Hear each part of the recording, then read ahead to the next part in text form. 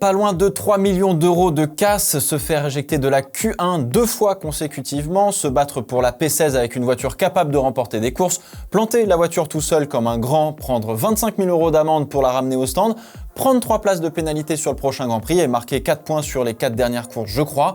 Voilà comment on célèbre dignement 2 ans de contrat chez Red Bull. Alors j'avais beaucoup tapé sur Bottas à l'époque chez Mercedes parce que oui, je le trouvais vraiment trop mou, pas à la hauteur de Lewis Hamilton, etc. Mais alors là, avec Pérez, on est sur un niveau d'une indécence sans nom depuis 2022. Allez, je compte pas le contact avec Pierre Gasly au départ, ça tape sur Ocon, mais on a quand même un champion des contacts avec Pérez. Même Magnussen a l'air d'être plus propre.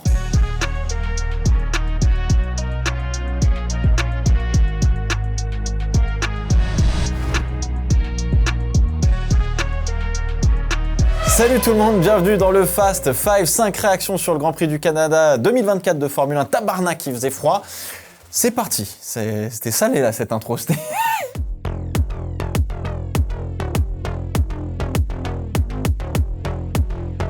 Obligé de commencer par le dépassement de la saison, pas vraiment voulu de la part d'Alex Albon qui a dû avoir le cœur qui s'est vite emballé car il a transformé une manœuvre d'évitement en double dépassement assez somptueux. Alors déjà, on est sur une piste gramouillée, des conditions qui sont changeantes, toujours difficiles à juger. On a une trajectoire qui est plutôt sèche, donc là où on aura le plus de grip en théorie, et le reste est assez humide. Tout commence avec Ocon qui défend milieu de piste sur Ricciardo en arrivant sur l'épingle. L'Australien ouvre sa trajectoire à l'extérieur où il y a moins de gomme et tente d'enrouler justement par l'extérieur. Il y a un petit peu plus de grip justement à cet endroit-là. Albon, aux premières loges, veut croiser, mais il se prend un gros coup de sous-virage. Il glisse littéralement sur la partie gommée, il met le volant, ça fait tout droit directement, comme si c'était de la glace. Il braque à fond donc pour remettre sa voiture droite et se retrouve dans l'échappement de Ricciardo en sortie de virage. Tout le monde galère à remettre les gaz, mais Albon s'en sort un petit peu mieux. Ocon se porte sur la droite de la piste, à la fois pour défendre, mais aussi pour refroidir les pneus, parce que là, il y a une partie humide. Ricciardo le suit à la trace pour l'aspiration, sauf que voilà, Albon se décale à gauche, se retrouve sur la partie sèche et à hauteur de Daniel Ricciardo. Ocon revient sur la trajectoire comme il a le droit de le faire, et maintenant, en fait, Alex se prend en référence Daniel Ricciardo sur sa droite pour tenter de freiner un petit peu plus tard que lui, vous voyez. Sauf que devant, Ocon, qui lui est pas en bataille directe, prend un point de frein un petit peu plus tôt, surprend un peu Albon, qui garde son sang-froid et oblige Ricciardo à se décaler à droite au fur et à mesure pour trouver un trou de souris et finalement se glisser à hauteur d'Esteban Ocon et arrive un peu en catastrophe en plein sur la corde où c'est sec, donc magique. Ocon surpris, laisse passer Albon et le Thaïlandais ressort de là en ayant mangé 2 voitures sans trop le vouloir. Bravo, il y a beaucoup de réflexes mais aussi beaucoup de maîtrise de la part de tout le monde dans ces conditions pour pas planter les voitures.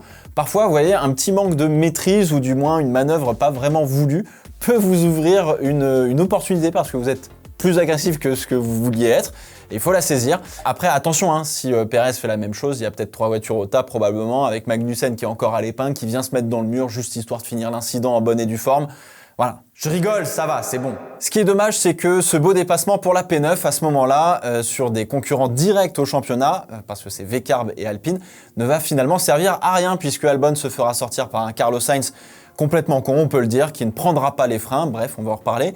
Marrant quand on sait que les rumeurs envoient Sainz chez Williams aux côtés d'Albon l'année prochaine. Serait-ce un premier crash entre coéquipiers? Drama!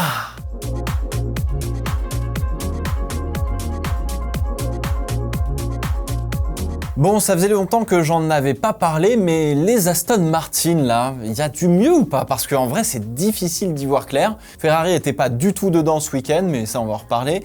Et du coup, les Aston, on a cru à un moment que c'était devant, et finalement, ça prend quand même 17 secondes sur la ligne par le leader, 7 secondes derrière une McLaren et derrière les Mercedes notamment, avec les safety cars et tout.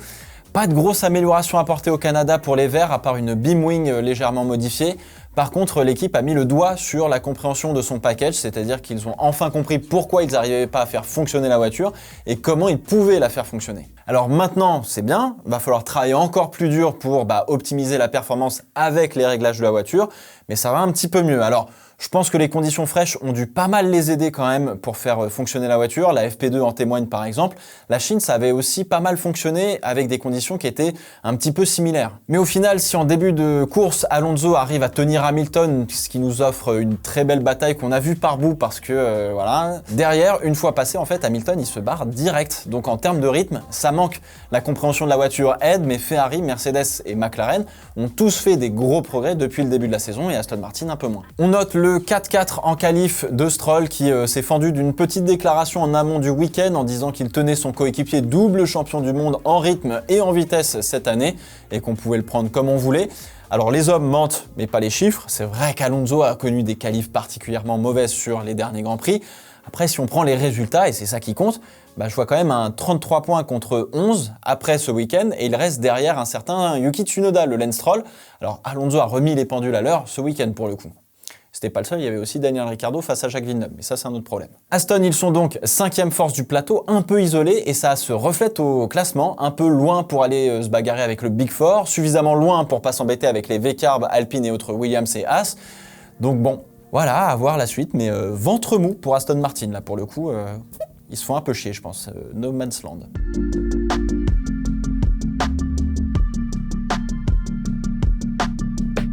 Bon, après Monaco, on disait que Ferrari arrivait à maximiser tous les week-ends, ce qui était vrai, qu'il pourrait revenir dans le match pour gagner le titre constructeur cette année, ce qui est plutôt vrai, surtout que Pérez les aide un petit peu.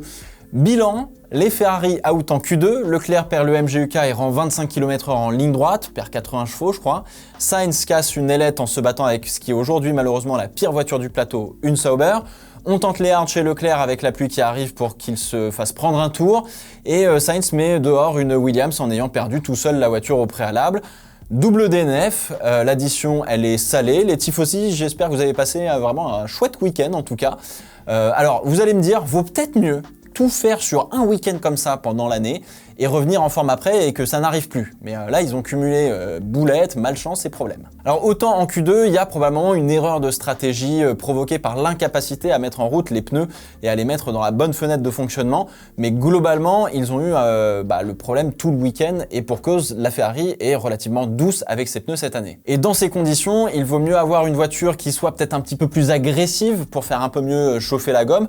Donc bon, même en jouant avec les pressions qui sont tout de même réglementées, c'était pas simple. On a vu les pilotes réussir à aller plus vite avec des pneus déjà entamés que les pneus neufs en règle générale sur toute la grille. Donc bon, voilà, la course, j'ai pas besoin de revenir trop dessus. Pour Leclerc, c'était le calvaire total, problème moteur, il tapait un petit 306 km/h en ligne droite, DRS ouvert, alors que d'ordinaire, c'est la vitesse à laquelle tu roules en ayant le DRS fermé. Les slicks au moment où il commence à pleuvoir, bon fallait tenter, on sait jamais, mais la course a été déjà terminée avec le reset de la voiture, etc.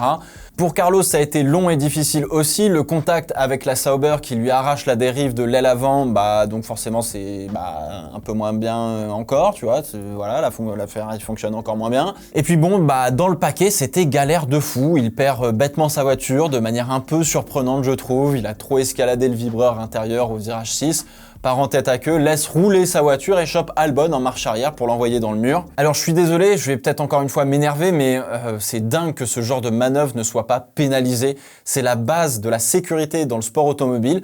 Vous perdez votre voiture, c'est pied sur le frein quoi qu'il arrive. Déjà pour arrêter ta voiture et espérer pas prendre le mur ou le bac. Et ensuite parce que tu glisses effectivement en ligne droite et donc ta trajectoire elle est prévisible pour les autres pilotes pour t'éviter. Tsunoda quand il est parti faire la tondeuse là, c'est pas le meilleur exemple mais bon voilà, il a perdu sa voiture, il prend les freins et met pas un coup de volant pour tenter de s'en sortir. Et c'est ça qui fait que Nico Hülkenberg est capable de l'éviter de justesse et d'éviter un impact qui allait être assez violent entre les deux voitures. Après, il y a d'autres exemples qui sont meilleurs que celui-là, tu vois, mais il y en a un paquet. D'ailleurs, ce qui me fait marrer, c'est que on pénalise les pilotes sur des attaques et des défenses où ils sont en pleine possession de leurs moyens, où ils poussent leur voiture à leur limite pour la compétition justement, mais on pénalise pas un comportement qui est donc jugé un peu erratique parce qu'on sait pas où il va, le Sainz, et puis on pénalise pas non plus une collision provoquée par ce même pilote. Pas d'enquête, que dalle, rien, on s'en fout. Alors la petite manœuvre de Sainz, elle coûte de l'argent et des pièces à Williams, et Albon qui n'arrivait absolument rien demander et qui en plus de ça était en lice pour marquer des points importants pour le championnat. Alors je sais pas si je m'enflamme trop, mais perso je trouve ça vraiment scandaleux de nous prendre la tête sur des dépassements un peu agressifs et rien de tout ça, voilà. Mais bon. C'est la FIA, hein, comme d'habitude. Bref, sur la partie classement, Verstappen met à 25 points dans la vue à Ferrari et donc permet à Red Bull de distancer les rouges de quasiment 2 victoires au championnat. Mais les tifosi peuvent toujours compter sur Pérez pour réduire le gap. On verra dans les prochaines courses comment ça se passera. Pérez, là, ça va être un running gag sur les prochaines courses qui va être vraiment intense. Donc si ça vous saoule, je suis désolé d'avance, mais ça va revenir beaucoup. 2 ans de contrat quand même.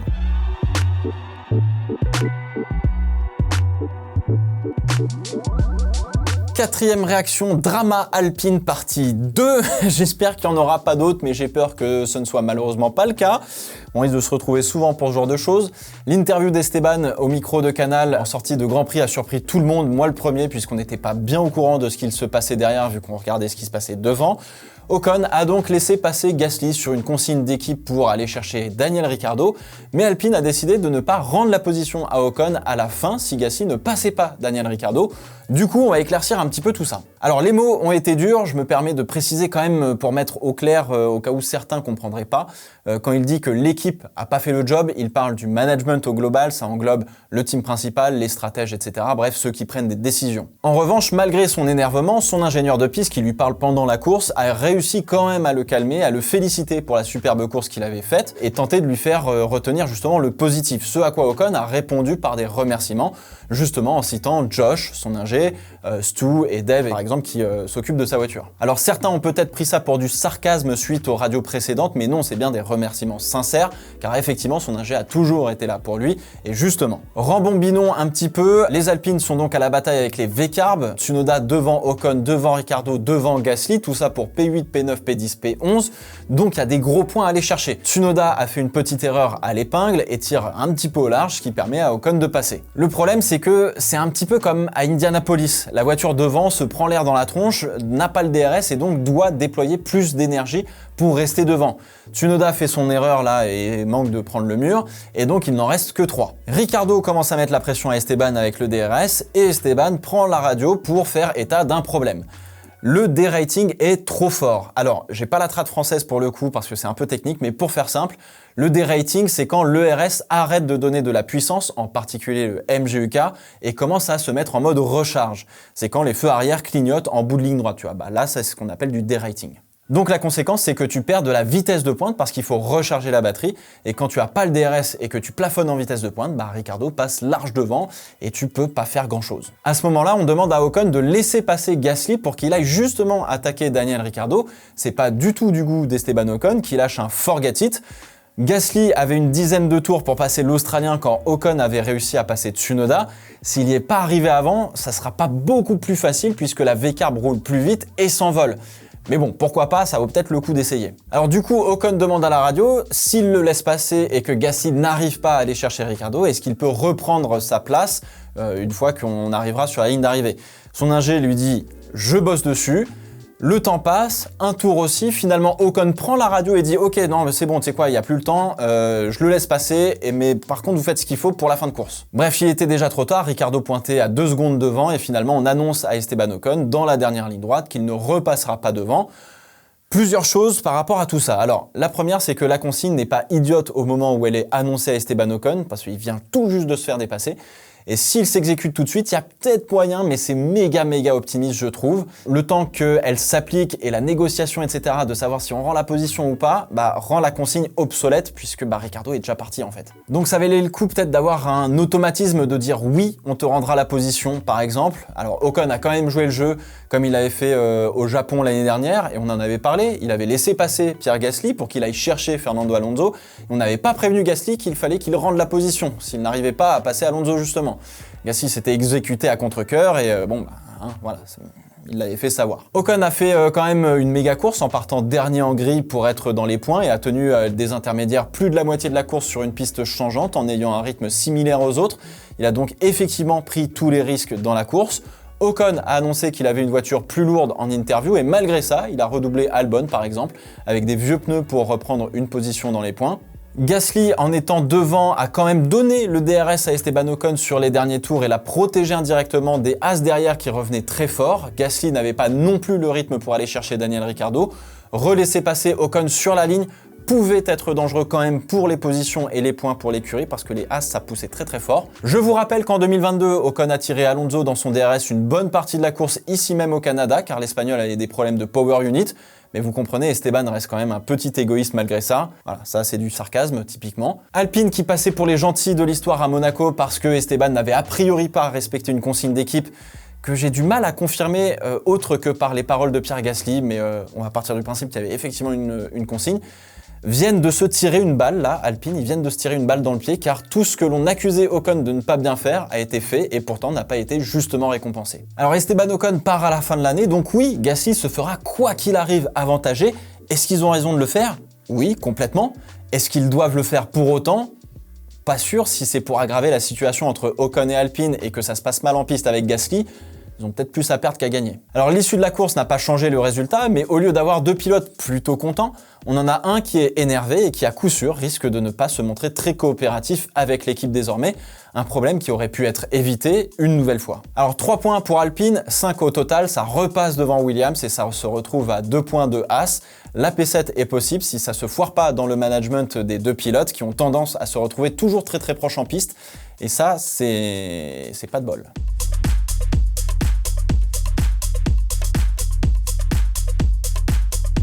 Cinquième réaction, bon bah on l'a, notre championnat où ça se bat devant. Mercedes était de retour ce week-end, pole de George Russell que Verstappen vient égaler juste après d'ailleurs. Hamilton n'était pas trop mal non plus, mais pas assez bon en course malheureusement. Mais globalement, je trouve qu'il y a du mieux, que ce soit pour Mercedes, que ce soit pour McLaren. Bon, Ferrari, c'était un peu compliqué. On a vu des erreurs de tout le monde, Norris, Verstappen, Russell, ça s'est échangé la tête de la course plusieurs fois et même si à la fin c'est Verstappen qui gagne, on a justement eu une belle course. Voilà, c'est pas parce que Verstappen gagne qu'on n'a pas eu une belle course. Stratégiquement, c'était un peu fermé parce que ce qui déterminait la stratégie, c'était finalement la piste. Avec une seule trajectoire sèche possible, tu pouvais pas mettre les slicks parce que t'allais pas pouvoir dépasser hors trajectoire sans te mettre dehors parce que c'était mouillé. La première safety car a quand même permis de jouer un petit peu sur la stratégie, puis on a eu droit au fameux crossover, vous savez, c'est le moment pile poil pour passer des intermédiaires au slick. Norris a poussé un tour de plus, mais il y avait peut-être un secteur de trop dans ce tour pour sortir devant Verstappen. Ça s'est joué vraiment à rien, c'est dommage, mais c'est beau quand même. La dernière safety car permet aux Mercedes de se positionner en embuscade avec des pneus neufs, mais trop complexe pour aller chercher Norris ou Verstappen. Les conditions changeantes ont aidé à niveler un petit peu le niveau des performances de tout le monde, c'est toujours ça qui arrive avec la pluie.